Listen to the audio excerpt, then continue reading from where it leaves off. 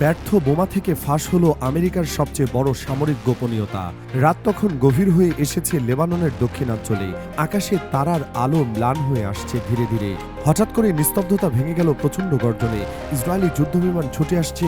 তাদের লক্ষ্য ছিল হিজবুল্লাহর এক শীর্ষস্থানীয় কমান্ডার হাইথাম আলী তাবাতাবাই।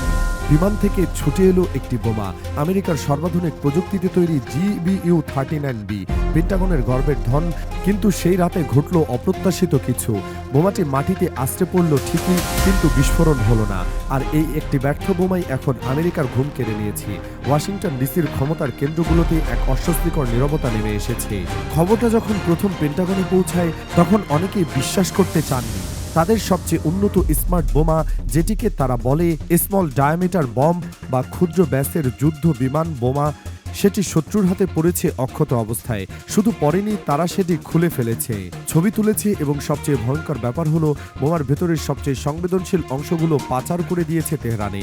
মার্কিন যুক্তরাষ্ট্রের বহু বছরের গবেষণা, কোটি কোটি ডলার খরচ করে তৈরি করা প্রযুক্তি এখন তাদের সবচেয়ে বড় শত্রুর হাতে।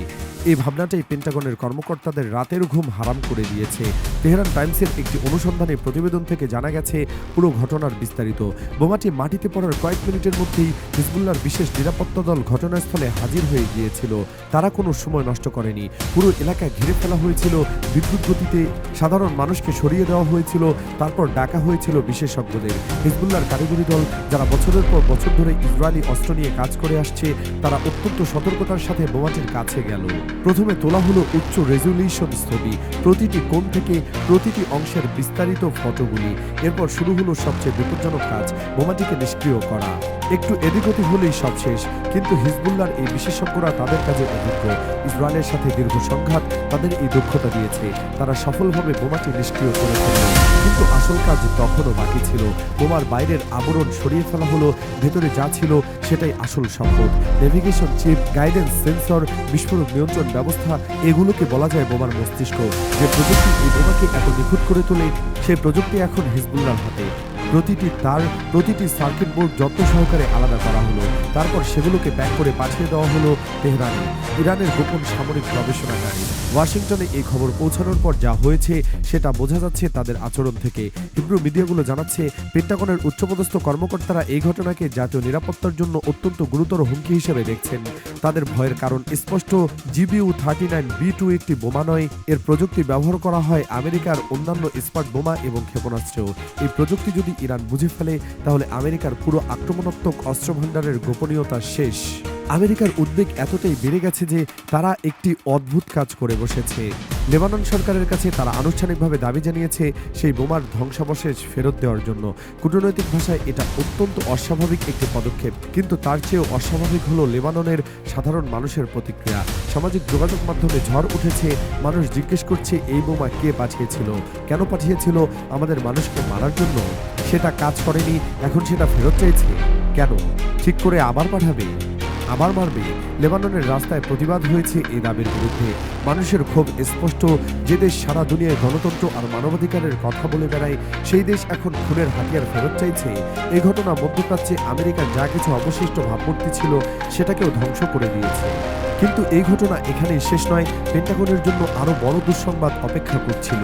এই প্রথম নয় যে ইরান আমেরিকার উন্নত সামরিক প্রযুক্তি হাতে পেয়েছে। 2025 সালের জুন মাসে ইরানের পারমাণবিক স্থাপনায় যখন আমেরিকা হামলা চালায়, তখন তারা ব্যবহার করেছিল তাদের সবচেয়ে শক্তিশালী অস্ত্র, GBU-57 বাংকার ব্লাস্টার বোমা। প্রায় 13 টন ওজনের এই দানবীয় বোমা তৈরি করা হয়েছে মাটির 60 মিটার গভীরে থাকা বাংকার ধ্বংস করার জন্য। পৃথিবীর সবচেয়ে শক্তিশালী প্রচলিত বোমা এটি।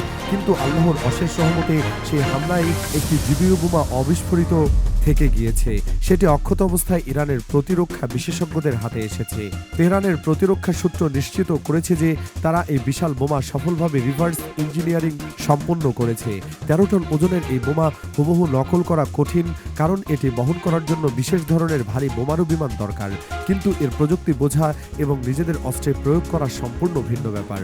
এখানে হিজবুল্লাহর পাঠানো GBU-39B বোমাটি অত্যন্ত গুরুত্বপূর্ণ হয়ে উঠেছে। এই বোমাটির ওজন মাত্র 100 কেজি। ছোট, হালকা এবং সহজে বহনযোগ্য। সবচেয়ে গুরুত্বপূর্ণ বিষয় হলো এই বোমার প্রযুক্তি ইরানের বর্তমান ক্ষেপণাস্ত্র কর্মসূচির সাথে পুরোপুরি মানানসই। ইরানের সামরিক পরিকল্পনাবিদরা দেখছেন যে এই প্রযুক্তিকে তাদের ব্যালিস্টিক ক্ষেপণাস্ত্রের সাথে যুক্ত করলে অভূতপূর্ব ফল পাওয়া যাবে। তেহরানের গোপন গবেষণাগারে এখন জোর কাজ চলছে। ইরানের প্রকৌশলীরা ইতিমধ্যে একটি নতুন ওয়ারহেড ডিজাইন করতে সক্ষম হয়েছেন। এই ওয়ারহেড GBU-57 এর বাংকার ভেদন ক্ষমতা এবং GBU-39B এর নির্ভুল পথ নির্দেশক প্রযুক্তি একসাথে ব্যবহার করা হয়েছে। এই নতুন ওয়ারহেড যুক্ত করা হচ্ছে ইরানের সবচেয়ে আধুনিক ক্ষেপণাস্ত্র ফাত্তাহ হাইপারসনিক ব্যালিস্টিক ক্ষেপণাস্ত্রের সাথে। 1400 কিলোমিটার পাল্লার এই ক্ষেপণাস্ত্রের শব্দের গতির চেয়ে কয়েকগুণ বেশি দ্রুত। এর সাথে যখন মার্কিন বাংকার ব্লাস্টার প্রযুক্তি যুক্ত হবে, তখন এটি হয়ে উঠবে সত্যিকারের অপ্রতিরোধ্য। শুধু ফাত্তাই নয়, ইরান তাদের আরেক শক্তিশালী ক্ষেপণাস্ত্র খুররাম শহর 4 এর জন্য এই প্রযুক্তির আধুনিক সংস্করণ তৈরি করছে।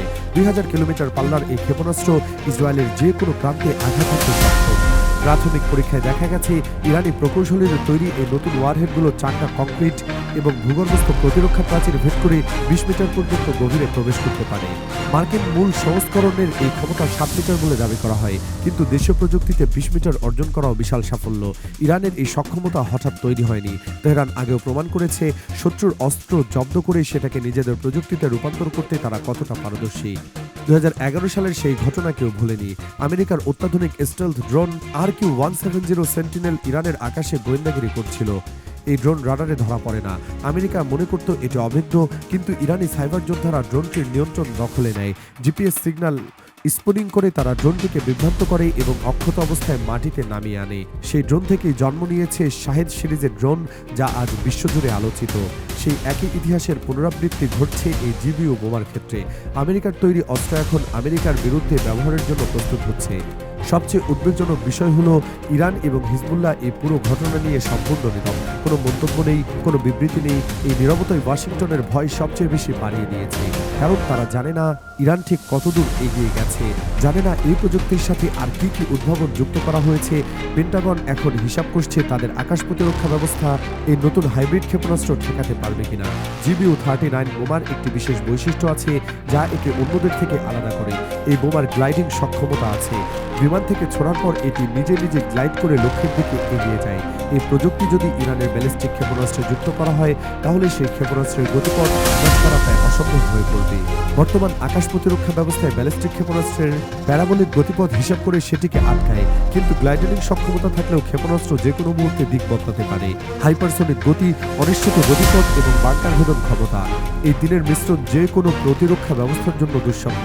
প্যাট্রিয়ট মিসাইল সিস্টেম হোক বা থার্ড সিস্টেম, কোনোটাই এই ধরনের হাইব্রিড ক্ষেপণাস্ত্র ঠেকাতে সক্ষম নয়। আর ইরান ঠিক সেই দুঃস্বপ্নটাই বাস্তবে রূপ দিতে যাচ্ছে। এই ঘটনা আমেরিকার অস্ত্র রপ্তানি নীতির উপরেও বড় প্রশ্ন তুলেছে। ইসরায়েল তাদের সবচেয়ে ঘনিষ্ঠ মিত্র, তাদের হাতে সবচেয়ে উন্নত অস্ত্র তুলে দেওয়া হয়, কিন্তু সেই অস্ত্র যুদ্ধক্ষেত্রে ব্যবহৃত হলে শত্রুর হাতে পড়ার ঝুঁকি থাকে। ইরাক যুদ্ধে ISI আমেরিকার অস্ত্র দখল করেছিল।